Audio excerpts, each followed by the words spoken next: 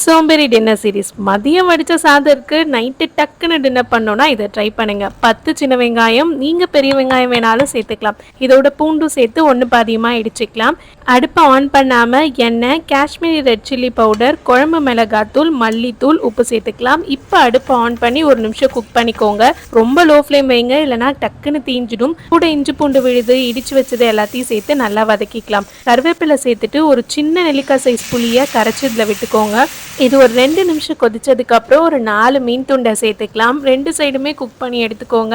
And vegetarians இதே ரெசிபியை வாழைக்காய், உருளைக்கிழங்கு, பன்னீர், மஷ்ரூம்னு ட்ரை பண்ணலாம். இது வைரலாக போயிட்டு இருக்க ஃபிஷ் ஃப்ரை ரெசிபி தான். புளிலாம் கரைச்சி விட்டதுனால குழம்பு மாதிரி ஆயிடுமோ நான் இவ்வளோ நாள் ட்ரை பண்ணாமல் இருந்தேன். பட் சீரியஸாக சொல்கிறேன், இது குழம்பு ஃபீல் தரவே இல்லை. நல்லா தொக்கு மசாலா மாதிரி சாதத்தோட பெசன்ட் சாப்பிட அவ்வளோ டேஸ்ட்டாக இருந்துச்சு.